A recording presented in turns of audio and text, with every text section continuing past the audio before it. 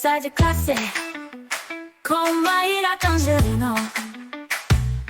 Mentes únicas em conversas plurais. Olá, pessoal! Boas-vindas a mais um Conversa de Classe. Hoje, a nossa conversa recebe um pesquisador que transita com maestria entre os algoritmos e a pedagogia. Ele é doutor em educação, mestre em ciências da computação e um entusiasta das possibilidades que a tecnologia abre para o aprendizado lúdico. Eu estou aqui com o Fabrício Toneto Londero e eu já combinei com ele aqui nos bastidores que a gente vai começar começando. Eu vou mandar aqui a primeira pergunta. Fabrício, sua trajetória acadêmica é impressionante e revela que você tem um movimento muito interessante. Você veio da tecnologia da informação e foi mergulhando, né? E mergulhou de forma profunda aí na educação e na pedagogia. O que exatamente você percebeu no universo da computação que te convenceu de que seu lugar de impacto deveria ser a sala de aula e a pesquisa educacional? Fabrício, com muita honra, com muita alegria, seja bem-vindo ao Conversa de Classe. Bom, Maíra, primeiramente, queria agradecer muito pelo convite, tá? É muita alegria falar da minha trajetória, tanto acadêmica como profissional, que é justamente essa conexão, né, entre a tecnologia e a educação, né, e a ludicidade, né, muito por causa dos jogos digitais, que são uma ferramenta que eu acredito que, tendo uma intencionalidade pedagógica, ela pode enriquecer muito o aprendizado, tá? Mas falando, então, né, da minha trajetória, né, essa aproximação entre a computação, docência e pesquisa, ela aconteceu até de forma muito orgânica, sabe? Porque eu trabalhava como programador, basicamente, eu me formei em sistemas de informação, virei programador. Em paralelo a isso, eu tive a oportunidade de trabalhar com o Pronatec, então, no curso técnico em informática. E foi uma experiência marcante para mim, assim, um divisor de águas, vamos bem dizer. Eu gostei muito de ensinar, eu gostei da troca com os alunos, né? Eu percebi que a sala de aula era um ambiente que eu gostei, eu gostava de estar, né? Então, pensando nisso, eu decidi seguir os meus estudos e comecei a fazer um mestrado em ciência da computação. Na sequência, isso, né, já atuando como professor universitário em outra instituição, eu trabalhei por muitos anos, né, nos cursos de ciência da computação, sistemas de informação, mas principalmente jogos digitais. Então, eu atuei como docente nos jogos digitais. E esse percurso me chamou muito a atenção, porque os alunos, não só no desenvolvimento de jogos, mas quando eles falavam sobre jogos, eles tinham com um brilho diferente no olho, né? E eu percebi que os jogos, eles mobilizavam os estudantes, assim, eles traziam uma gana de conhecimento, né, que surgiam através do jogo. Então, eles viam alguma temática no jogo, eles queriam, extrapolavam o contexto, os limites dos jogos, iam para livros, filmes, conversar sobre aquele aprendizado que eles tiveram, mesmo que não tivesse nada a ver com a aula. Então, eu jogava um jogo com contexto histórico, eles lembravam de um livro, do personagem histórico, e isso gerava uma chama de conhecimento nos estudantes que me chama muita atenção, né? Eles motivavam muito os estudantes nesse aspecto, né? Então eu percebi que, pô, ali existe uma ferramenta que é interessante, né? Que tem um campo muito rico de investigação e também de contribuição para a educação, né? Então ali foi que começou, né? E mais recentemente, né, depois que eu fiz né, por causa disso, eu fiz o meu doutorado em educação, trabalhando com jogos digitais, e aí surgiu o Quiz Glacial, que eu vou comentar um pouquinho depois também, né? Mas depois do doutorado em educação, eu precisei, no meu ponto de vista, como é que eu posso dizer, fortalecer a minha base como educador, então eu cursei pedagogia, terminei esse ano, né? Então, até hoje eu digo com bastante orgulho, né, que hoje eu tenho a mesma formação do meu pai, né? Meu pai é pedagogo, né? Ele se aposentou recentemente, faz pouco tempo, né? Mas ele foi um pedagogo muito influente, muito importante lá no interior do Rio Grande do Sul. Então, de certa forma, tem uma caminhada e também traz um certo legado, vamos bem dizer assim. E Fabrício, parabéns, né, pela sua trajetória, uma trajetória linda, né, e que legal, assim, você se descobrir na sala de aula, né, às vezes o bichinho da educação pega a gente, pica a gente ali e a gente quer ficar, né. Você falou um pouquinho, né, sobre os seus estudos e na sua tese você explora exatamente o uso de jogos digitais no ensino. Eu estava pensando aqui que muitas vezes o jogo ainda é visto na escola apenas como um acessório ou ali um momento de lazer, né? Como que o quiz glacial ele rompe com essa visão e como que ele se posiciona como um instrumento que realmente consolida o conhecimento acadêmico sem perder essa essência do desafio lúdico? Esse é realmente o ponto central, né? Que o jogo ele não pode entrar na sala de aula como um enfeite, né? Então ele tem que entrar como uma função pedagógica de fato, né? Então, no caso do quiz glacial, né, ele foi pensado em dialogar com os conteúdos trabalhados previamente pelo professor, né? Então ele pode funcionar como uma estratégia de retomada de conteúdo, como revisão, mobilização, né? Atenção e até consolidação do aprendizado do estudante, né? Então, ele não é só mais um recurso como... Na minha época era mais o horário do filme, vamos lá para a sala de ver um filme, e daí acabou o filme, vão todo mundo para casa e tipo, tá, e aí? E como é que foi? Então, o quiz glacial, ele precisa dessa intencionalidade para fazer sentido, né? O lúdico dele é muito importante, eu sempre defendi que o jogo, ele tem o conceito de jogos serious games, né, os jogos sérios, eles têm que ser esse foco no aprendizado, mas eles não podem deixar o entretenimento de lado, né? E o quiz glacial, o entretenimento dele por si só não faz muito sentido, ele precisa ter aquele conteúdo para as coisas se encaixarem, né? Então, a minha ideia era fazer com que o estudante deixasse de ser um elemento passivo ali, né? Ele precisasse tomar decisões, né? Recuperar informações, para, então, tentar superar os desafios que o jogo traz, né?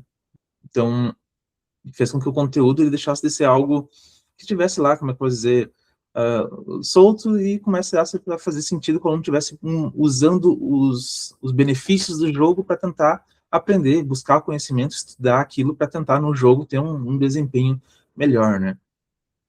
Então, principalmente porque o jogo ele tenta preservar a ludicidade, né? Então, eu não queria transformar o jogo em mais um quiz qualquer, que é apenas uma prova disfarçada, né? Então, tentei deixar bem aberto isso, né? Então, o jogo, né, para contextualizar para o pessoal, né, tem dois papéis, o professor e o estudante. O professor, por exemplo, história, ou pode ser na graduação também, ele vai lá e monta dentro do jogo um banco de questões sobre o temático que ele quer aplicar para os estudantes, né? No caso, no mínimo 10 questões, quantas ele bem entender. Entrega essa versão do jogo para o estudante, e cada vez que o estudante vai jogar, o jogo vai do banco de questões escolher 10 questões e distribuir pelo cenário. Então, cada vez que o estudante joga, questões diferentes ou randômicas, né, vão aparecer e ele vai jogar. Quando ele finalizar o jogo, vai aparecer o seu desempenho, no sentido de quanto tempo ele demorou para finalizar o jogo, daí, claro, entre as questões da facilidade com o jogo e também com o conteúdo, né? E quantos acertos ele teve nas 10 questões daquela gameplay, vamos bem dizer assim, né? Então, eu tentei equilibrar bem essa parte dos desafios, do interesse do estudante, e a intencionalidade pedagógica é crucial ali no quiz glacial, né? O que é interessante, eu fiz o jogo bem nesse contexto, como eu relatei aqui, e o quiz glacial já foi utilizado, eu já usei no cursos da graduação de análise e desenvolvimento de sistemas, em instituições diferentes, professores de inglês já utilizaram, e professora de fisioterapia já fez uso também. E é interessante que os professores que utilizaram, eles usaram como é que eu vou dizer, uma metodologia que eu não tinha nem imaginado que era possível. Então, que até repliquei depois e adorei, foi muito bom. Então, aprendi com as pessoas que utilizaram o jogo, para ter noção, né? Eles fizeram um contexto de grupos, onde ia ter, dos grupos de alunos, 4 a 5 estudantes, um ia ser um líder, outro ia ser o jogador, então eles conheceram o jogo previamente, fazer um jogo com as questões genéricas, para entender a mecânica de jogo.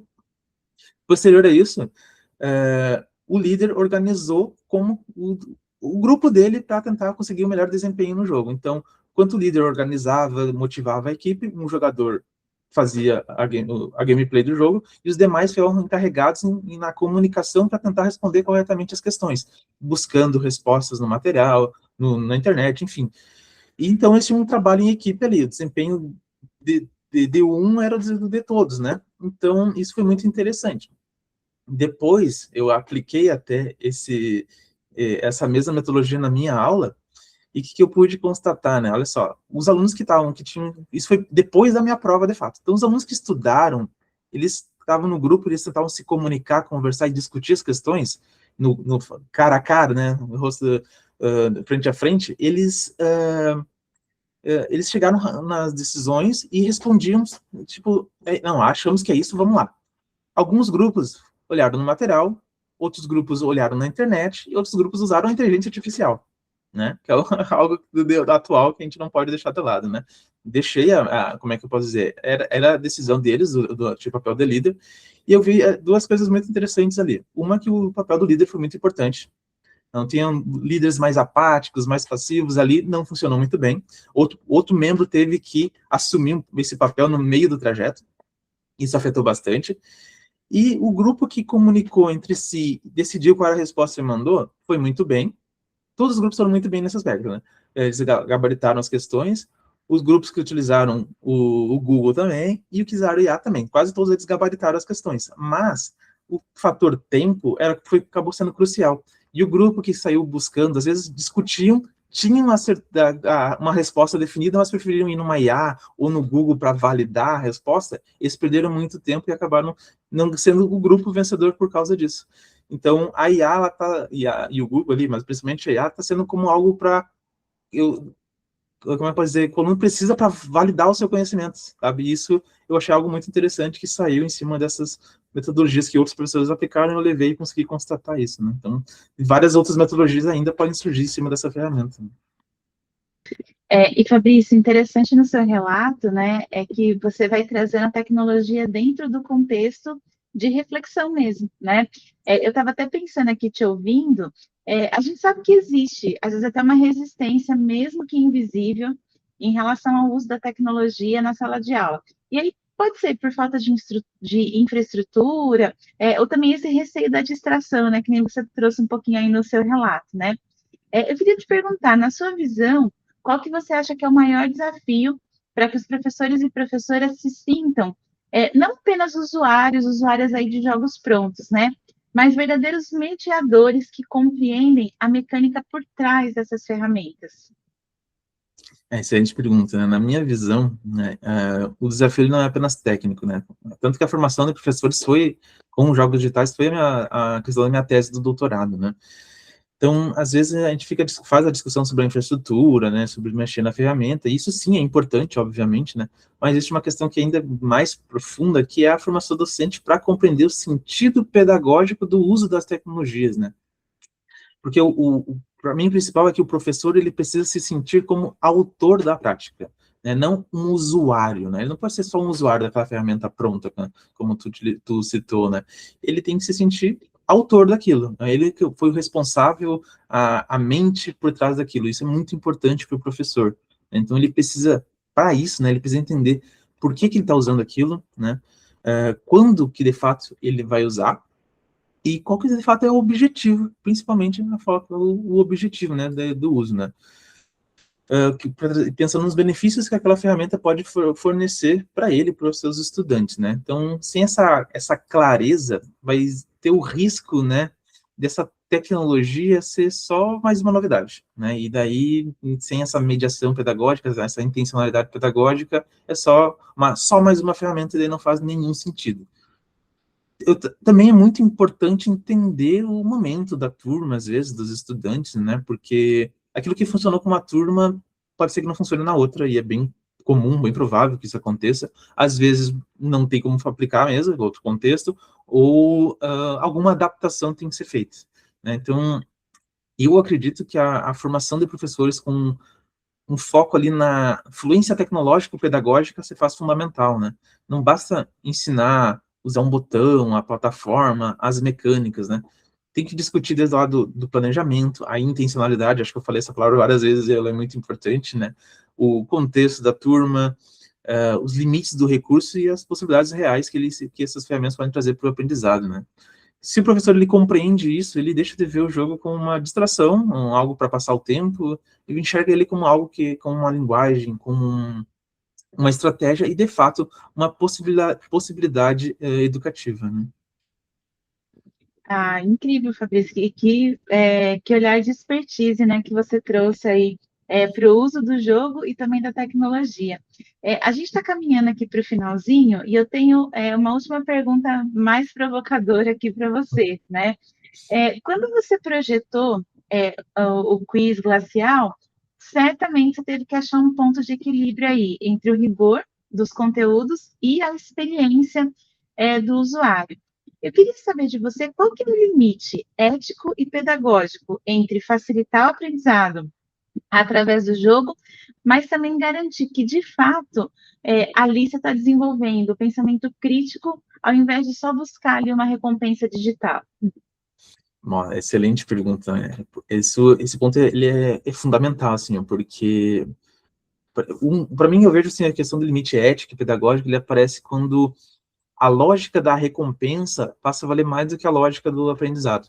Então, ou da recompensa ou do entretenimento, né? Até já pesquisei, já publiquei sobre a gamificação, que é outro contexto que eu gosto bastante, que quando eu estou jogando algo pensando em adquirir mais experiência, mais ponto, adquirir um prêmio, uma medalha, e eu estou fazendo aquilo muito mecanicamente, não dando atenção ao contexto, ao que está acontecendo. Quando isso acontece, a gamificação, né, a gamificação que são elementos de jogos, né, como ranking, prêmios e tal, né, quando a gamificação está se sobressaindo sobre o aprendizado, sobre o ensino, você perdeu o foco, a intencionalidade pedagógica não está mais presente, o aluno está fazendo aquilo só para, no ranking, ficar na frente do colega, esse tipo de coisa, você perdeu. O aluno ele tem que ter muito o engajamento, tem que ter muitos estímulos para se manter na ferramenta, mas sem deixar com que isso tudo se sobressaia ao aprendizado, né? Então, a experiência, né, ela tem que ter reflexão, ela tem que ter um senso crítico, o aluno tem que ter esse olhar, e o professor tem que ter esse cuidado também, né, para não afetar isso, né. No desenvolvimento do período glacial, por exemplo, eu tinha essa preocupação de não reduzir a aprendizagem, né, e há apenas uma recompensa, né. Então, o jogo, ele tem que, para mim, ele tem que manter o engajamento sempre, sem esvaziar o conteúdo. Então, o foco, ele não era em premiar por premiar, né, que é o que a maioria dos jogos hoje usa, jogos mercadológicos usam para prender o usuário. Toda hora um prêmio, todo momento a tela piscando, brilhando, aquele mar de estímulos para prender o usuário, né? Assim como as redes sociais, né? Sabemos disso, né? Então, na educação isso não pode, né? Então, o premiar por premiar não faz sentido. E sim, a gente precisa criar uma dinâmica, então, que o estudante ele precisa se mobilizar quanto ao conhecimento, tem que prestar atenção, realizar ideias e se manter cognitivamente implicado naquela atividade, né? Então, eu acredito sim muito nos jogos digitais com um potencial para ludicidade, né? No sentido de estar a serviço dessas experiências que trazem significado, tá? Então, o pensamento crítico, que é algo importante, ele não vai nascer simplesmente da presença da tecnologia, tá? Ela tem que ter vinculado ao planejamento, à mediação, e tem que ser discutido, né? Então, por isso que eu sempre vou bater na tecla, acho que quase todas as minhas publicações eu falo isso, que o professor tem um papel central, e isso não vai mudar, não adianta, precisa ter o papel do professor nessas atividades, tá? Então, só assim que vai transformar essa experiência do jogo em algo que realmente vai trazer reflexão, diálogo e construção de conhecimento. Fabrício, eu quero te agradecer pela sua objetividade, pela sua clareza e também pela sua generosidade, né, de oferecer o seu tempo aqui para a gente conversar um pouquinho. E eu quero saber, você quer deixar uma mensagem de finalização para quem está assistindo a gente? Eu queria muito agradecer, Maíra, pelo convite, foi um prazer, né? Gosto muito de falar sobre isso, espero que eu consiga agregar aí para quem está assistindo, né? Que consiga gerar aquela olhar diferente, né? Sobre as tecnologias e sobre, nossa, que interessante, vou pesquisar um pouco mais sobre isso, né? Então, não desistam dos jogos, aproveitem, saibam que eles realmente têm um potencial muito grande e, né, no que quiserem aí, nos encontrar em redes sociais, aí, fiquem bem à vontade, vai ser um prazer atender vocês, tá? E, novamente, muito obrigado, Maíra. Eu que te agradeço. E, pessoal, a gente se vê no próximo Conversa de Classe. Até mais.